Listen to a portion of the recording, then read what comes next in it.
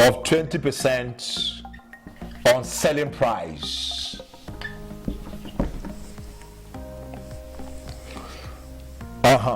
Of selling price. One quarter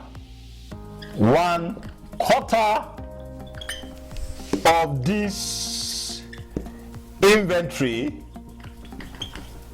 are still remaining as at the year end in the books of Bookers Limited. So determine the provision for unrealized profits.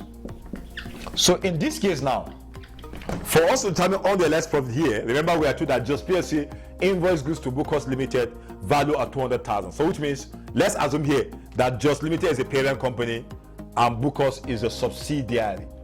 Let's assume, or let's let's assume like that. Parent, just a parent, while Bookers subsidiary. So in that case, please, it can be also be the reverse the case now. In that case now, but we are told that Just Limited invoice those goods to Bookers or to anybody they want to sell inventory to at a profit of 20% on selling, which means the moment you hear the word seller, it means it's margin. They are using margin to invoice, so to determine their profits. They are not using markup in this case because they didn't say cost plus, they are using margin. So in that case, they say one quarter of this inventory are still remaining in the books of that Mango. Yeah. So which means Mango only sold 3/4 of this inventory. 1/4 is still remaining. So the first thing is that you have to go and look for what is the remaining value of inventory now. They said 1/4. So 1/4 means 1/4. 1/4 of 200,000 is what is remaining. 1/4 of 200,000 will give you 50,000. So which means 50,000 of this inventory are still remaining in the warehouse of Bookers Limited. Bookers have sold 3/4 because what actually we are calculating on the remaining. So since 1/4 is still remaining, we are calculating profit. We are going to determine profit on this because there's an element of unrealized profit here. So we are going to say unrealized profit. Remember, this one is margin. So I'm going to say 20% of 50,000. So whatever you have times 2. That one is direct. You don't say plus 100. So 10,000 is the unrealized profit, provision for unrealized profit. So that's how to determine using either margin or markup. You can ask using margin or markup as the case may be. So, but remember, as I said, it's not enough for you to know how to kind of calculate the figure, because here figure is 10,000 naira. How do you treat the figure? Because remember, it's computation and treatment here of additional information. It's not just computation. How do you now treat? Because the examiner is much more also interested about how to treat those figures you have arrived at in the consolidated statement of financial position. Yeah. So in that case now, whenever parent company sold to subsidiary, the treatment here is that we're looking at the treatment now. The treatment of this, you deduct the unrealized profit you arrive at. Deduct the unrealized profit from the group retained earnings, and deduct the same amount, the unrealized profit, from the group inventory when you are consolidating.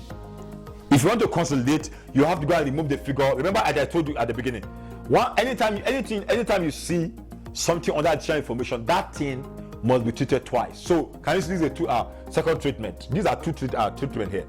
Deduct, let's assume it's 10,000 you got. Remove the 10,000 from the group retained earning in step 5. If you go to step 5, you see group retained earning. Remove that place that will say when parents sold. Remove that particular figure, 10,000. For example, anything you got. Then remove the same amount from the group inventory. That's how to arrive at that. Then when subsidiary, sells to parent company, deduct the unrealized profit from subsidiaries retained earning at consolidation. If you go to step 2, you see it. You see where I put unrealized profit subsidiaries sold. Yeah. Then deduct the unrealized profit, the same amount. Remember, that's two treatment. Yeah, these are two treatment now. They deduct the unrealized profit from the group inventory. Yeah, the same way we do for this. So this is how to treat whatever you get your other at from the sale of inventory. Remove the unrealized profit when parent company sends to subsidiary from the group retained earning in step 5, and remove the same amount from the group inventory when you are consolidating this one. Then this one, when subsidiary is selling to parent, remove the same amount, that's the unrealized profit, from the subsidiary retained earning at consolidation. That's step 2. Go to step 2, you see it there where I put that format. Then remove the same thing. So this is number 1A, provision for unrealized profit on the sale of inventory. So let's go to number 1B now. The number 1B is the sale of your non-current asset, which means there are times parent company might transfer a piece of equipment, maybe motor vehicle, plant and machinery, to subsidiary. They might transfer a piece of equipment. So how do you now account for that? Of course, maybe perhaps the question now say that maybe a question now say that, you know, a parent company, let's assume a parent, maybe just example. Remember, this is a sale. We're looking at sale of non-current asset. Sale of non-current asset. That's number 1. That's number 1B now. We're looking at that.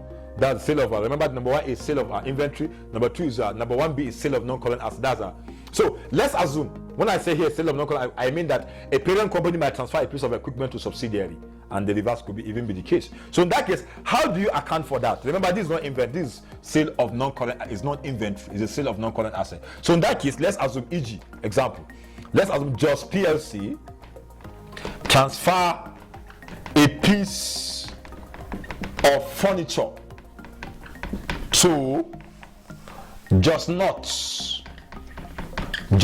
Limited, value at 1.5 million. The costs of the furniture to the Just PLC. Sorry, let me not use Just Not, because already we have let me still use the Bookers. To Bookers Limited, the cost of the furniture to the Just PLC is 1.3 million. The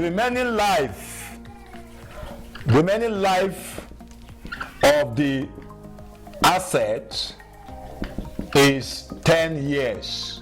The question has said determine, for example, the provision for, remember we're looking at we are still under number 1, provision for unrealized profit. This one on the sale of, we are finished on the sale of our inventory. Here is on the sale of non-current asset. Determine the provision for unrealized profits. So remember, here is the sale of non-current asset because furniture. So in that case now, this one there's no that we don't have anything like markup or margin in this case. Just find the difference between the sales, the transfer value, which is 1.5, because they transfer the asset at, but the cost to the parent, they sell the asset at 1.5, but the cost to them is 1.3. So which means the parent company is actually making a profit. The parent company is making a profit. So in this case, the sales value is 1.5, and then the cost price to that parent company, that the asset, is 1.3. So which means the profit the parent company make by selling that asset is 200,000.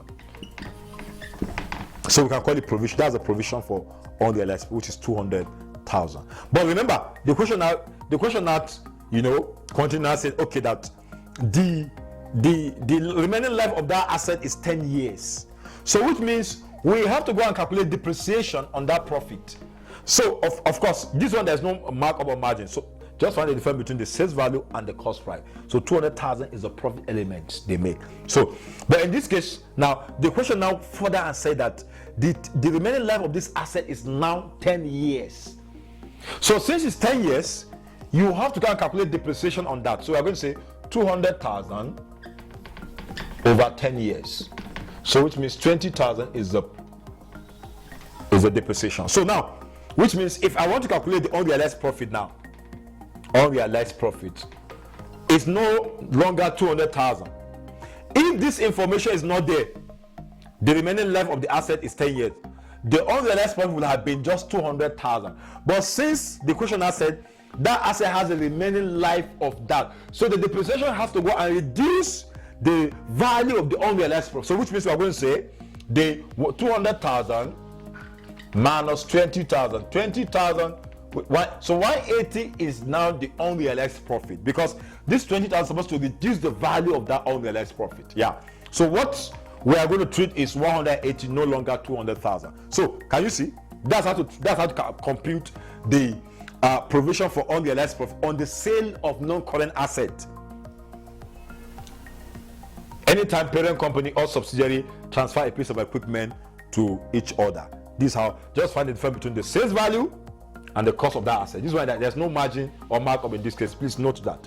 Since it's an asset, they are not, that's not what they're buying and selling. So then if they say the remaining asset has a life of this, go and calculate depreciation, then use the value of that depreciation to reduce the value of that unrealized. So what is remaining is the, so if you are selling a non-current asset to subsidiary, how do you treat? Remember, it's not enough for you to know how to calculate. You have to know how to treat that particular transaction. So in this case now, for us to know how to treat this transaction, since it's a non-current asset they are selling, the parent company is selling. If it's a parent company that is selling, when parent company sells to subsidiary, that's a non-current asset. That's the treatment now, the treatment of that non-current asset. Which means remove, when I say deduct, I mean remove the unrealized profit from the still group between earning. Still in step 5. Remove the same amount in step 5. I mean step 5. Then remove the same unrealized, deduct the same unrealized profit. Now here, you are not deducting from the inventory. Since you are not selling inventory, we are going to deduct from the group PPE, because this is PPE, is fitting and furniture is our PPE. So go when you are while you are consolidating your semi-financial position, you now go and remove the unrealized profit on the sale of that PPE or furniture to the group PPE. That's how to treat. Also, when subsidiary sells to parent, I mean the same thing too. Deduct the unrealized profit from the group, from the subsidiaries' retained earnings at consolidation. That if you go to step 2, you see it. Then deduct the same amount, that's the unrealized, from the group PPE. So that's how to treat when subsidiary is selling to or transferring to parent. So this is the additional computation and the treatment of additional information number 1. So let's go to treatment, computation, and the treatment of additional information number 2. Remember, number 1 is the provision for unrealized profit, but we have A and B on the sale of inventory and also on the sale of non-current asset, and also how to treat them. The second thing you need to know is what we call the costs of investment. Cost of investment, which we call purchase consideration. Of course, you should know that cost of investment is the amount that the parent company paid to acquire the controlling interest in that subsidiary. That is what we call the cost of investment or purchase consideration. Any amount the parent company paid to acquire the equity interest in that subsidiary, that amount, that thing is called the purchase consideration or cost of investment. Of course, if you acquire subsidiary, you can't just acquire subsidiary like that, which means there must be something must exchange. So that exchange, that thing that exchange hands is basically what we call the cost of investment, or we call it purchase consideration. But there are different forms of purchase consideration. When I say forms, I mean there are different ways a parent company can actually buy subsidiary. Forms of cost of investment. Parent company can use several forms to buy subsidiary. There are different forms.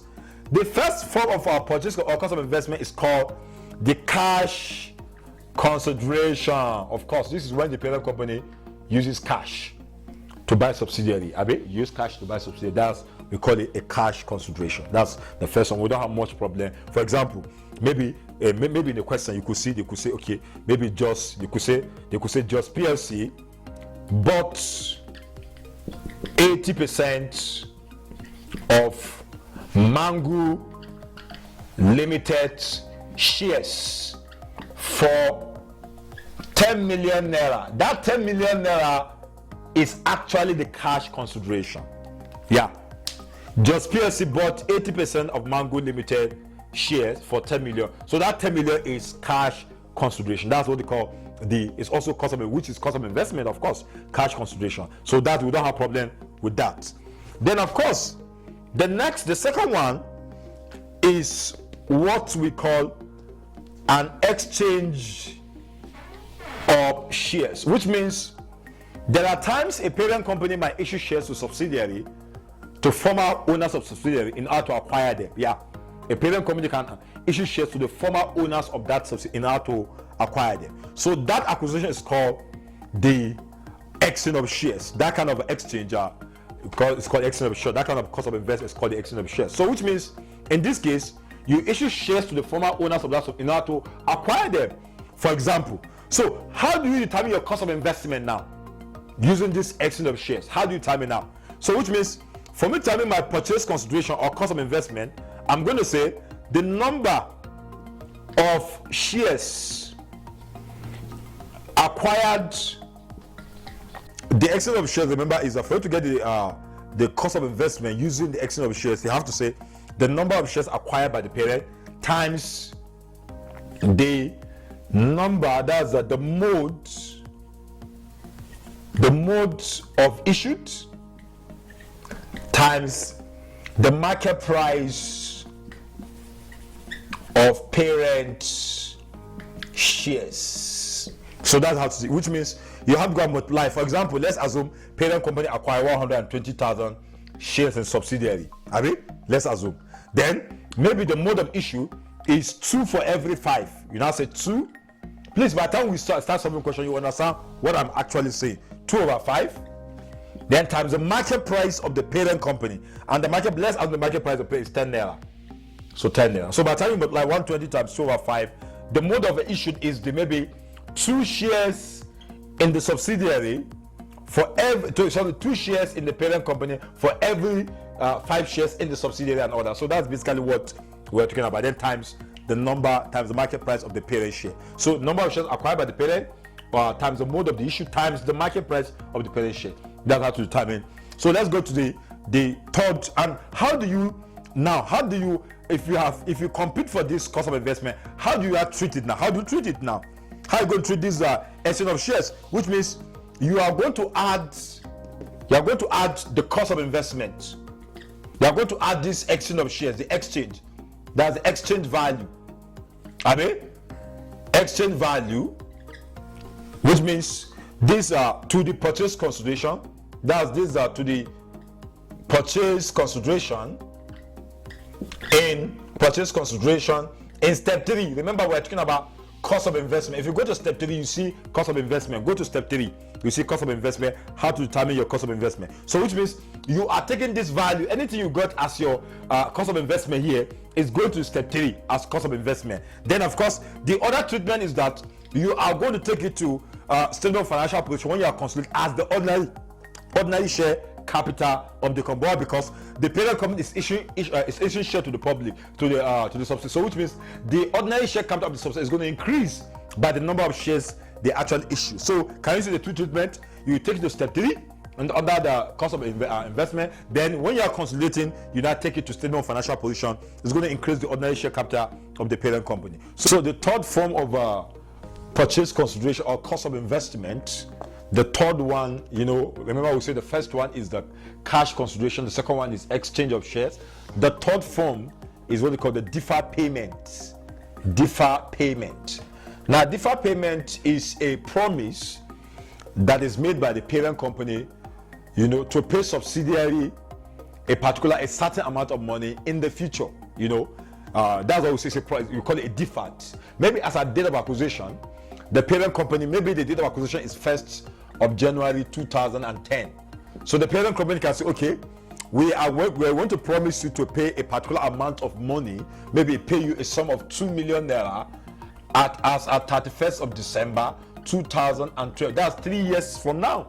Yeah, so we call it a deferred payment. But you see, for the purpose of financial consolidation, the subsidiary or the parent company need to determine what is the present value of that future amount. Because if you promise somebody that you are going to pay him 1.2 million in 3 months from now or in 3 years from now, you need to know what is the present value because of the time value of money. Yeah, the time value of money basically erode with time. So the value of money erode with time. So which means we need to know what is the present value of that future amount, like this 1.2 million naira. Yeah, we have to determine the present value of that future amount. So which means in determining the present value of future amount, we are going to say the present value equals to the future value over 1 plus r raised to the power of n. This future value is what you promise the subsidiary are going to pay them, that the parent company is going to pay them in a particular period in time, that's in the future. Then of course that's the future value. So but now remember we said that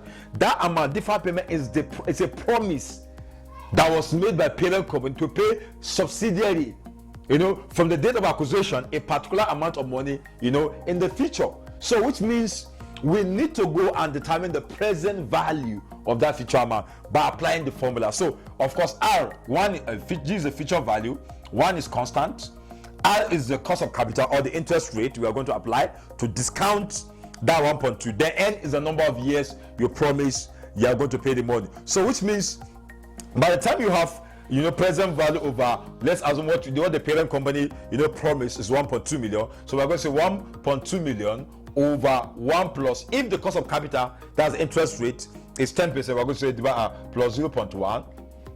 Raised per, let's assume is 3 years. So we're going to say 1.2 million over 1.1 raised to power 2. So whatever you have, 1.2 million, whatever you have, we are going to say, that's 1.1 raised to power 2 is going to give us 1.1 raised to power of 2, 1.1 raised to power of 2 will give us 1.21. So if you divide whatever you have, that's going to give us the deferred payment. That is what you are going to account for in the consolidated financial statement, the present value of that feature. Because remember, we need to consolidate now.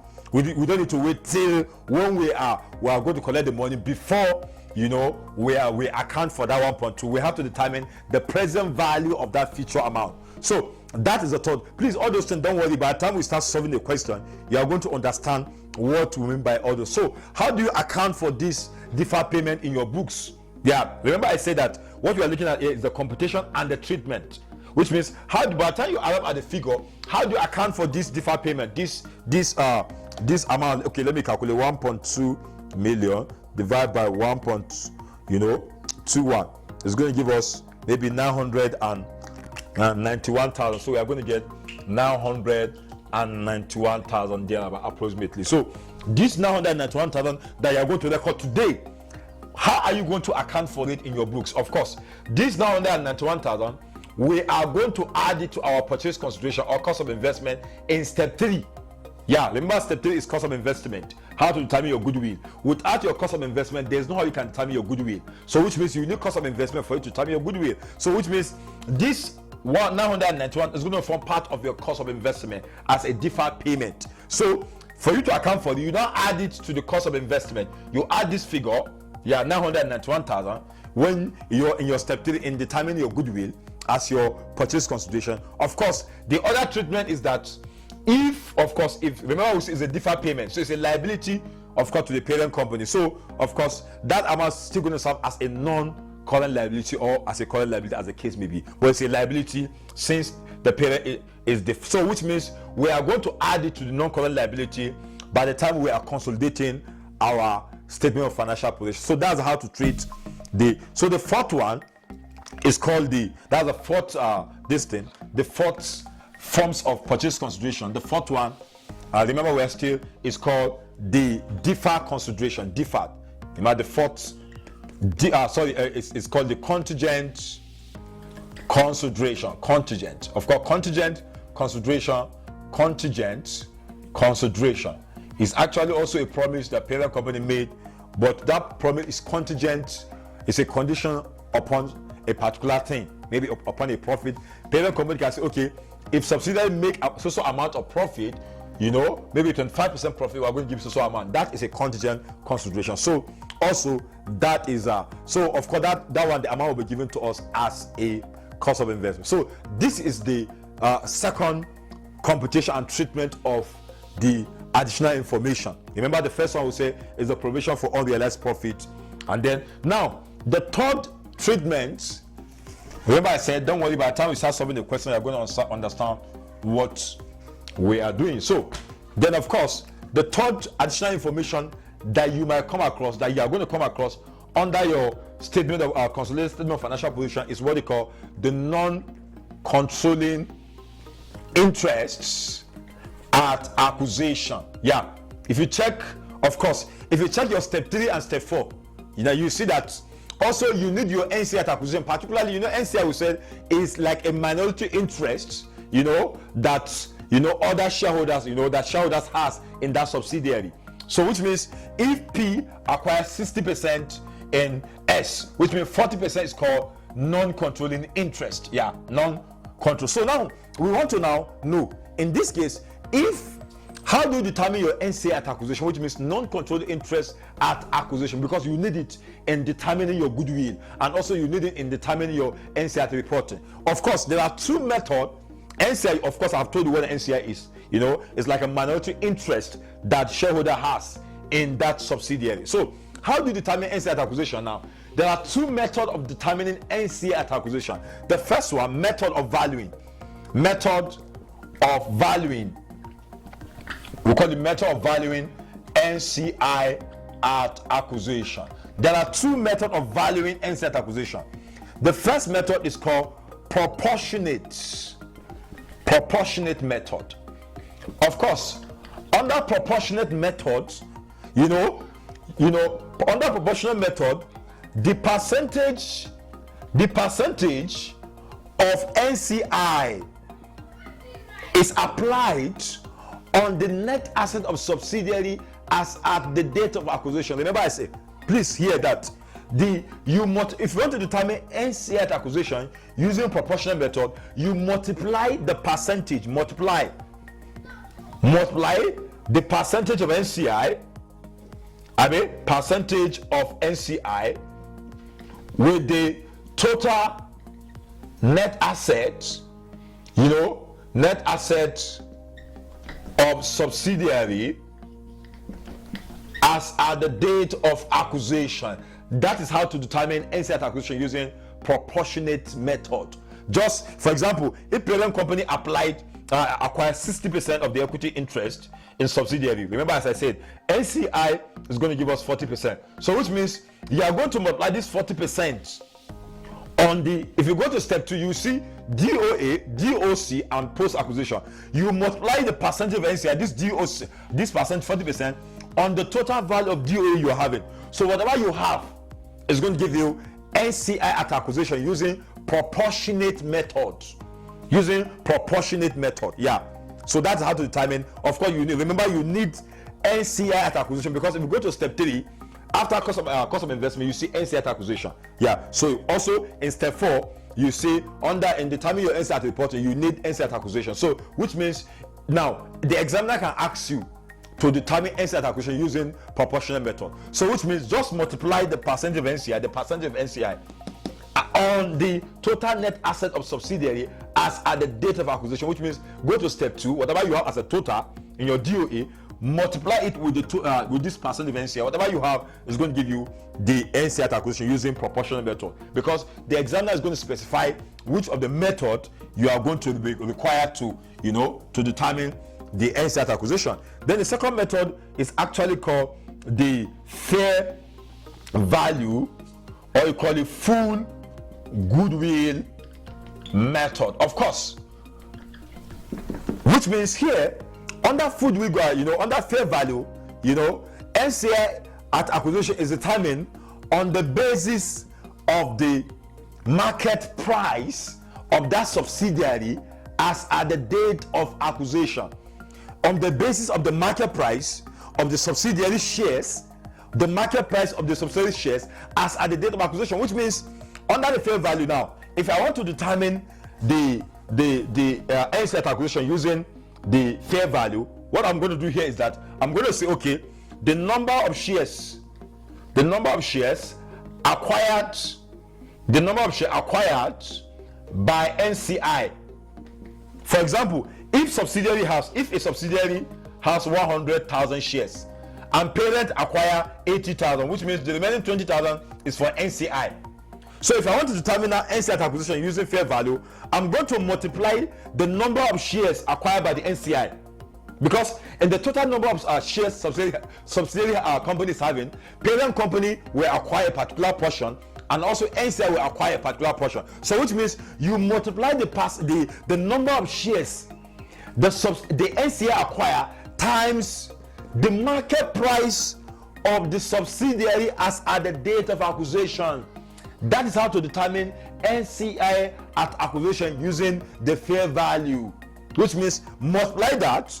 Now, that is if it's not given to you, because there are times the examiner basically might actually give you the value of NCI as at the date of acquisition. But if it's not given to you, which means you have to go and multiply the number of shares acquired by NCI times the market price of the subsidiary as at the date of acquisition. Whatever you have, that's going to give you the value of NCI as at date of acquisition using the fair value, in case the examiner asks you to use the fair value to determine the NCI as at date of acquisition if it's not given to you, which means this is the third treatment of that. That's one of the things you might actually going to come across under additional information under the consolidated statement of financial position. That's the NCI at acquisition. Remember, we say there are two methods of valuing that: proportional method.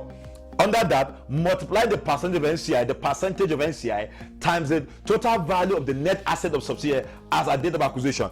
The second one is the fair value. Of course, under this basis, we determine the NCI at acquisition under fair value using on the basis of the market price of the subsidiary shares as at the date of acquisition.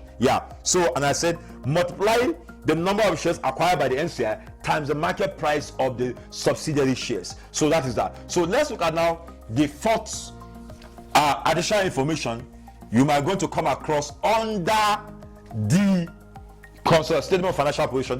The fourth one is the impairment. Of course, you might see impairment loss. Under additional information, the examiner might tell you, okay, that the parent company has conducted an impairment test on the goodwill of the subsidiary, and it was discovered that the goodwill has suffered impairment by a social percentage or by a social amount. So in that regard, of course, the examiner is going to tell you whether, okay, maybe the goodwill has been impaired by maybe 20%, for example. If I want to determine the value of the impairment loss, for example, under step 3, you go to, let's assume cost of investment. Let's assume cost of investment, for example, is 100,000. When we talk about impairment, general impairment is like, in a layman language, it's like a reduction in the value of your goodwill here in this case. Because that's why companies are required to do an annual test on impairment, on goodwill. Impairment test on goodwill, whether a goodwill has been impaired. So in case a goodwill is impaired, to impair means to actually reduces, maybe in terms of value and all that. So let's assume the cost of now. But in this case, we are only going to calculate impairment on goodwill. There are other assets that are impaired. But here, basically, we are going to restrict ourselves to the goodwill on the impairment. On the goodwill. So cost of investment is 100,000. Let's assume NCI at acquisition is 20,000, for example. I'm just giving an example, please. If you add, it's going to give you 120,000. So let's assume the fair value of net asset. Remember, I say if you want to determine your goodwill, for example, let's our cost of investment we say is 100,000.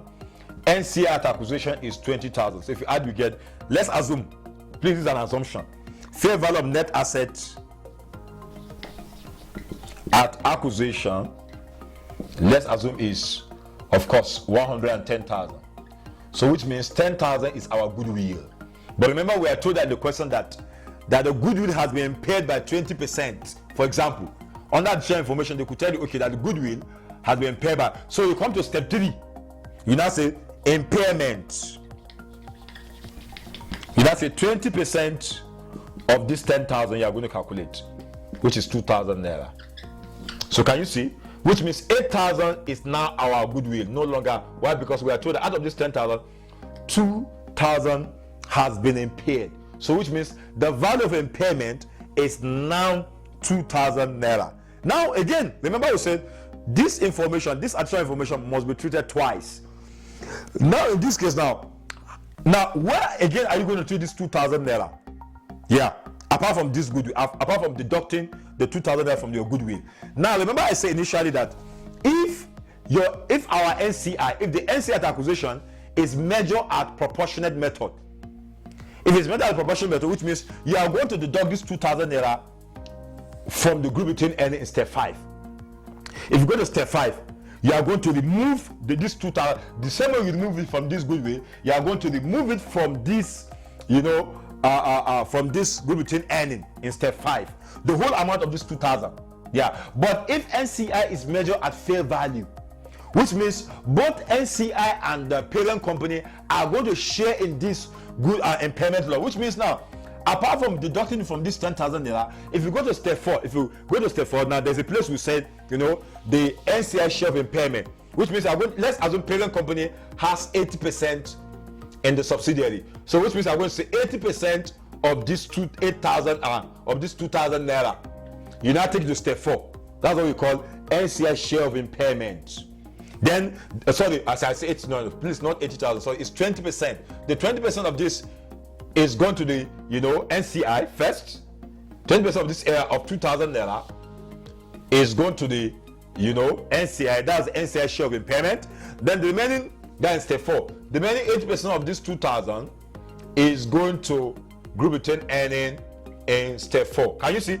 Apart from the removing the whole of this 2,000 naira under the goodwill, from the goodwill, now you have to share this 2,000 naira to NCI and the parent company, which means this 20% of this 2,000 is going to the NCI in step 4, and 80% of this 2,000 is going to the group between earnings. So which means, now remember I said you can only share your impairment loss between NCI and parent when the NCI at acquisition is measured at fair value. Please, not at proportionate method, at fair value method. So that is how to treat your impairment. And there are times the examiner can even give you the figure for the impairment. They can say, okay, the impairment on goodwill, is value of social amount, maybe even 10,000, 2,000. So just go direct after you have determined, remove whatever is left, go and remove the impairment and then get your positive goodwill. Yeah, so that's how to determine your impairment, on a goodwill if it's not given. If it's not given. So that is that. So that's the 4th treatment of additional information. That's the 4th treatment. These are remember we're looking at the treatment or those additional information that you are going to come across under the consolidated statement of financial position. Okay, we have come to the end of this session, so see you in the next class. Thank you.